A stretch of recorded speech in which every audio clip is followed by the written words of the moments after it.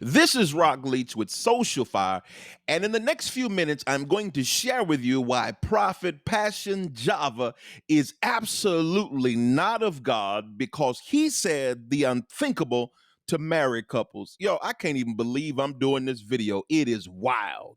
You don't want to miss this video. Now click that like button and that bell notification so you'll be notified every time we put out a new video while you prepare yourself for this video clip. And I'll come back with some commentary. Let's go. When it comes to marriage, I believe that it is one of the most important institutions that God gave for man and woman to come together in holy matrimony.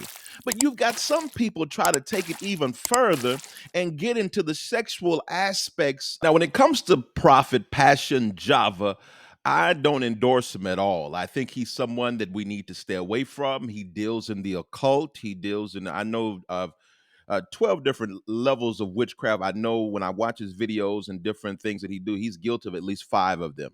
And so just looking at a lot of things, I do not endorse anybody who cares, who walks in the gospel of Jesus Christ, who follows the Bible to follow this brother at all. And I hope that God delivers him and sets him free. But what bothered me is that I saw a video the other day and I already know how I feel and understand about him. But when I saw the video, it troubled me greatly because he's talking about marriage. And I know that there are some couples who are probably watching what he's doing. And the title of his video was 5 Signs to Know If You Married Right. Oh, this is terrible. And let's go ahead and get in the video because I can't believe that this is on YouTube. This is terrible. Let's go.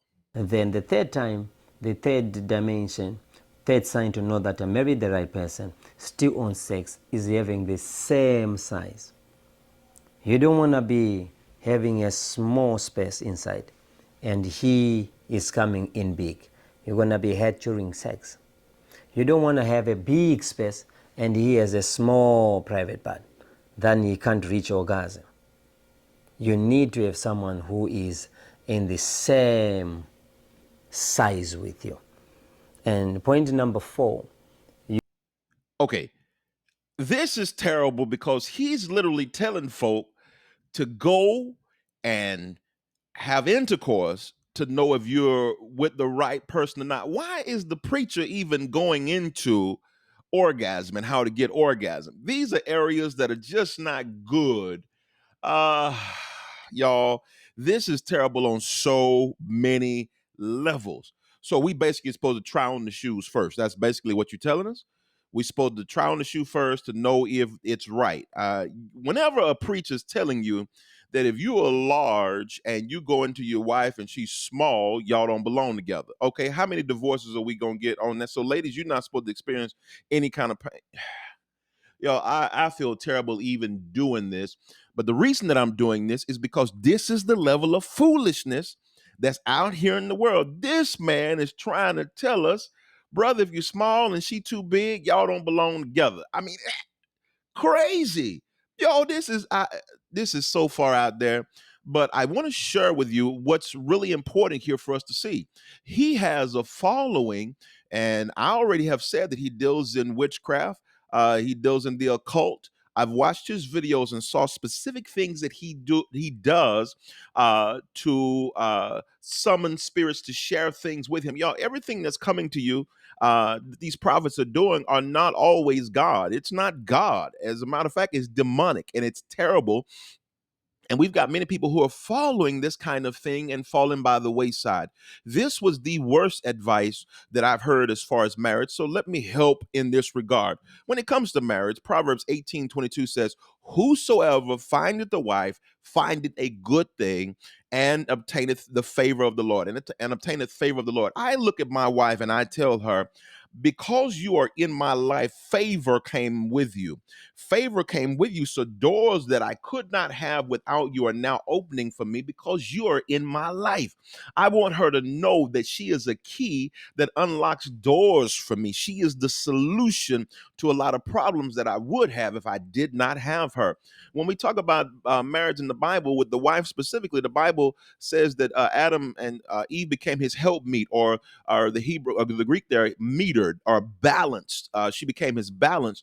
Y'all, it's a lot of things that are good about marriage. We should know. But let's go to this sex thing for a second. I want to go here, and I know some of y'all gonna be in there with your discussions to say, let me go to say what I'm going to say. Then I'll make you upset. Then you'll go ahead and come back with your biblical response. And I'm ready to hear them. So when we look at sex, for instance, let's go here.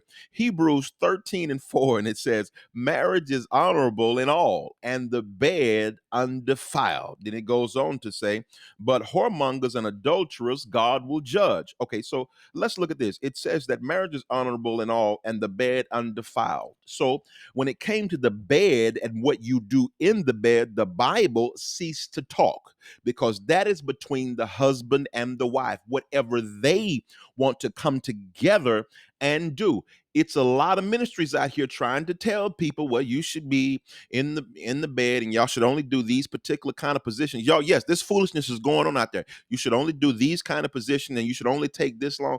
That's crazy. That is unbiblical. It is not right. Even the Bible stops talking when it talks about sex. It says the bed undefiled stopped.